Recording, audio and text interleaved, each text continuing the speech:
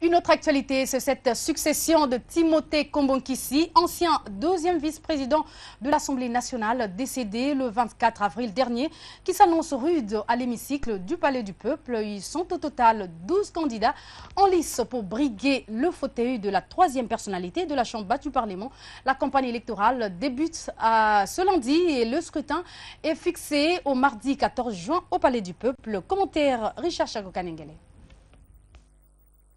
Jamais un poste vacant n'a attiré autant de candidatures au bureau de l'Assemblée nationale. Il s'agit des postes de deuxième vice-président en remplacement de Timothée Kombonkissi, décédé en avril dernier en France. Ils sont au total 12 candidats à convoiter les fauteuils de la troisième personnalité de l'Assemblée nationale. Dans la foulée, on peut citer Sami Badibanga, Papi Nyango, Serge Mayamba, Basile Olongo, Toussaint Alonga, Emmanuel Mwela, pour ne citer que ceux-là. Leurs noms ont été rendus publics ce week-end par le bureau de l'Assemblée nationale.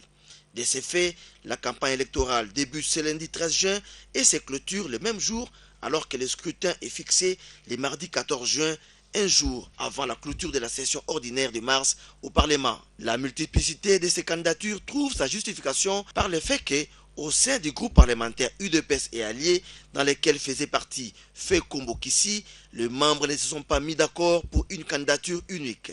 Voilà pourquoi il a été demandé à celui qui a cette ambition de la manifester à ce poste vacant. Selon certains partis parlementaires, les successeurs de l'ancien deuxième vice-président ne peuvent provenir non seulement de sa famille politique, mais aussi de sa province. Donc, les successeurs des doyens d'âge doivent provenir du groupe parlementaire UDPS et alliés et élus du Congo central. Cependant, dans un vote à bulletin secret dont l'issue dépend totalement de la majorité présidentielle, majorité à l'Assemblée nationale, les chances de succès d'un candidat non soutenu par cette majorité sont moindres.